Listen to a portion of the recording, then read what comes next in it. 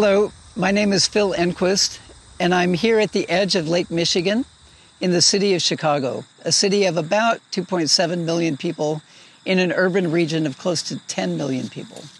Lake Michigan is part of the Great Lakes system. It's one of 5 Great Lakes and makes up 20% of the Earth's surface fresh water.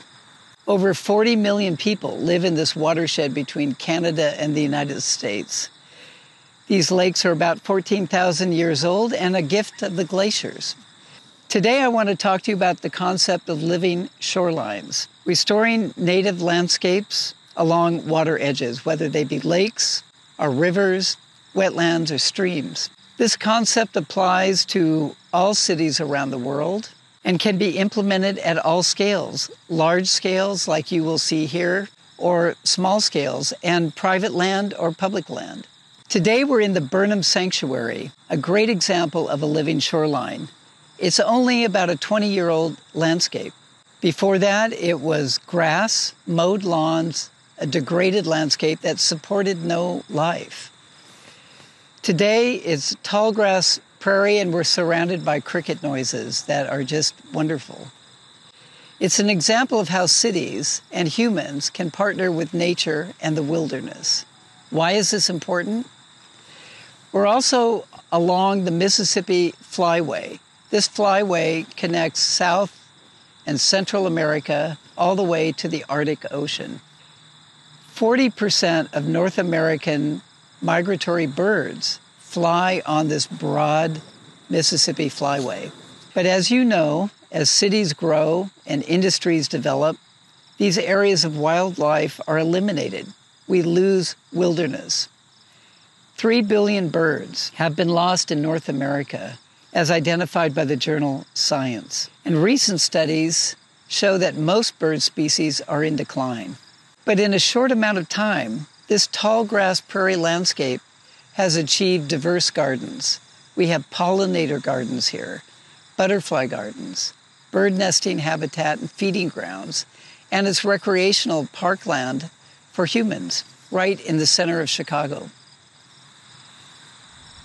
Just north of the Burnham Sanctuary is Northerly Island. It's 120 acres, a peninsula jutting out into Lake Michigan. It is a place with a colorful history. It was proposed as one of a chain of barrier islands that became instead the World's Fair site of 1933, a century of progress. It evolved after that into an airport, Meigs Field. In 2003, a native prairie landscape supporting wildlife was introduced to the full peninsula and the airport was removed. Now it is a tall grass prairie. It has lagoons, hills, hiking trails, and bicycle paths. Lincoln Park, just north of downtown, is one of Chicago's largest public parks. And in 2010, a large portion of the park was converted into a prairie ecosystem. Lincoln Park Zoo manages the landscape with community volunteers. The pond itself was naturalized, all of the concrete removed. Much of the upslope landscape is oak savanna. It is also an outdoor classroom, an example of coexistence between cities and nature. The Wild Mile is one of the most innovative living shoreline examples because it has no shoreline. The North Branch of the Chicago River is a narrow waterway, and this is the first ever floating ecological park, not alongside the Chicago River, but in the river. Inspired by a student research project and created by a not-for-profit called Urban Rivers, it's a bottom-up, community-driven project with real science research occurring, studying water quality and the introduction of native habitat. Further up the North Branch of the Chicago River, about 20 miles, is the Cook County Forest Preserve's Skokie Lagoons and the Crow Island Woods. Land preserves with restoration efforts, habitat for wildlife, recreation for the region. Large lagoons protect the neighborhoods from flooding. These vast landscapes look natural, but have been man-made, human-made. Restoration of woodlands, grasslands, and wetlands.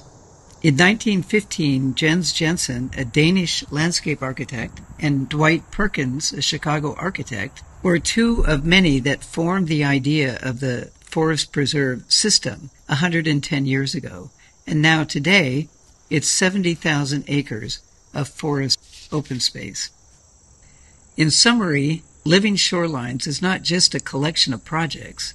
Most cities in North America, through quiet leadership, are creating nature-based landscape solutions. This is a movement that must accelerate in this century. The living shoreline concept is one of many ways humans partner with nature.